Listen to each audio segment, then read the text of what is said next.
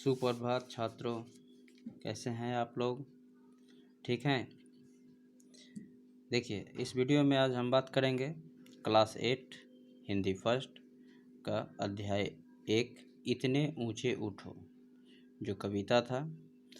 हम लोगों ने उसका कुछ महत्वपूर्ण प्रश्न भी देख लिया था। आज हम लोग पाठ्य पुस्तक के प्रश्न उत्तर से रूबरू होंगे, प्रत्यक्ष रूप से देखेंगे कि पाठ्य पुस्तक में कौन कौन से प्रश्न हैं, और उसका उत्तर भी मैंने लिख दिया है। बड़े ही ध्यानपूर्वक देखिएगा, नोट कर लीजिएगा, लिख लीजिएगा और याद कर लीजिएगा। देखिए, पहला प्रश्न है कि कवि ने हमें शीतल मलय पवन की तरह बहने की प्रेरणा क्यों दी है। प्रश्न एक बार और सुन लीजिए।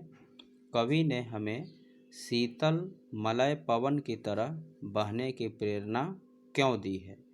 तो देखिए, उत्तर है कवि ने हमें शीतल मलय पवन की तरह बहने की प्रेरणा इसलिए दी है क्योंकि जिस प्रकार मलय पवन सभी के मन को, मलय एक पर्वत का नाम है, पवन मीन्स हवा, मलय पवन सभी के मन को शीतलता प्रदान करती है, ठीक उसी प्रकार हमें अपने स्वभाव को अत्यंत ही विनम्र और शीतल रखना चाहिए, जिससे कि कभी किसी को दुख न हो। दूसरा प्रश्न देखते हैं कि आज जगत किन किन कुरीतियों से जल रहा है। तो उत्तर है कि आज जगत मीन संसार जाति भेद, धर्म, वेश, काले गोरे रंग और द्वेष की कुरीतियों से जल रहा है। ठीक है, जात पात, धर्म, काला गोरा, ये सभी जितने भी हैं, ईर्ष्या, जलन, घृणा, ये सभी समाज की कुरीतियों के नाम से जाना जाता है, जिसके कारण आज का यह संसार आपस में जल रहा है। तीसरा है कि वर्तमान को किस तरह संवारा जा सकता है, मतलब अच्छा किया जो अच्छा बनाया जा सकता है। तो देखिए, वर्तमान को हम नए समाज की रचना से संवार सकते हैं। यहाँ पर संवारा लिखा गया है, देखिए, संवार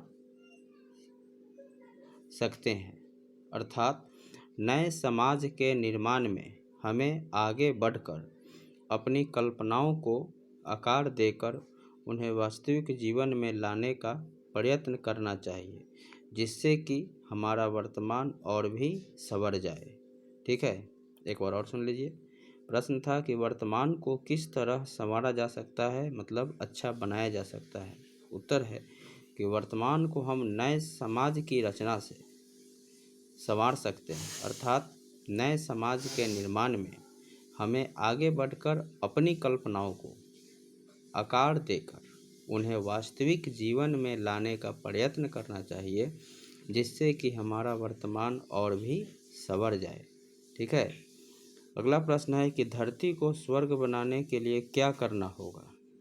तो उत्तर है कि धरती को स्वर्ग बनाने के लिए हमें अपनी कल्पनाओं को मूर्त रूप देते हुए, मतलब साकार रूप देते हुए अच्छाइयों को लेकर आगे बढ़ना होगा, जिससे कि एक खूबसूरत समाज की रचना हो सके, अर्थात हमारा यह जो धरती है एक स्वर्ग के समान प्रतीत होने लगे।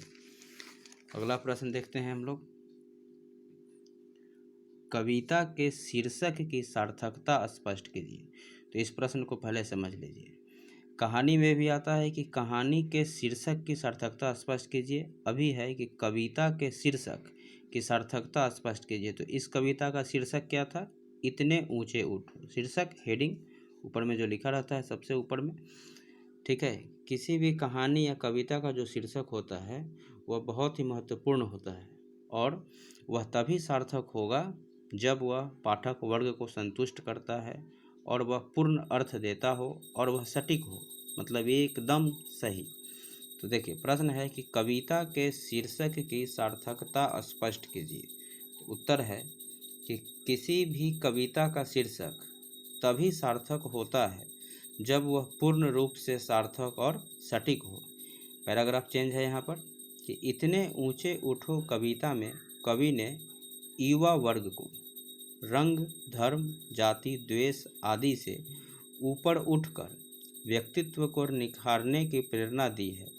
यह कविता हमें अपने अंदर शीतलता, मौलिकता, गतिमानता, सुंदरता आदि गुणों को धारण करने के लिए प्रेरित करता है। अतः हम कह सकते हैं कि यह शीर्षक पूर्ण रूप से सार्थक है। अभी यहाँ पर जितने शब्द है देख लेते हैं। शीतलता मतलब शीतल स्वभाव, विनम्र स्वभाव। मौलिकता मतलब वास्तविक। गतिमानता मतलब प्रवाहमय, आगे बढ़ने की स्थिति। सुंदरता मतलब अपने स्वभाव से सुंदरता, रंग रूप से नहीं। और इस प्रकार हम कह सकते हैं कि यह जो शीर्षक है पूर्ण रूप से सार्थक है। दूसरा प्रश्न देखते हैं, भावार्थ है। मतलब एक अवतरण का भावार्थ लिखना है, जो कि मैंने जब इसके प्रीवियस वीडियो में 4 अवतरण का अर्थ लिखवाया था, और उसी में आप इसको लिख सकते हैं। आपके पाठ्यपुस्तक में है भावार्थ। देखिए कि चाह रहे हम इस धरती को स्वर्ग बनाना, अगर कहीं हो स्वर्ग उसे धरती पर लाना। सूरज चांद चांदनी तारे, सब हैं प्रतिपल साथ हमारे। दो कुरूप को रूप सलोना, इतने सुंदर बनों के जितना आकर्षण है। यह पाठ्यपुस्तक का चौथा अवतरण है, जिसका अर्थ मैंने लिखवा दिया था। आप लोग वहाँ से इसको लिख सकते हैं। ठीक है, आगे बढ़ते हैं। देखिए तीसरा प्रश्न है, सही कथनों के सामने सही का और गलत कथन के सामने गलत का निशान लगाना है। सही गलत का प्रश्न है ये।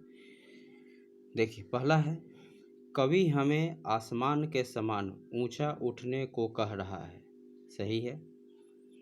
कवि ने धरा को मतलब पृथ्वी को नई दृष्टि से सिंचित करने की बात कही है। यह भी सही है। तीसरा है, शाश्वत जीवन का चिरंतन सत्य है। शाश्वत जीवन का चिरंतन सत्य है। यह भी सही है।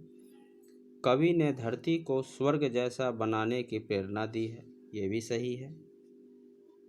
ठीक है। कवि कुरूप को सुंदर रूप देने की कह कह रहा है। यह भी सही है। संयोग से इसमें कोई गलत नहीं है, सब सही है। तो हाँ, आज हम लोगों ने इस वीडियो में चैप्टर फर्स्ट का प्रश्न उत्तर देखा पाठ्यपुस्तक का। अब इस चैप्टर का जो व्याकरणिक भाग होगा वो हम लोग देखेंगे नेक्स्ट वीडियो में। आज के लिए इतना ही। धन्यवाद।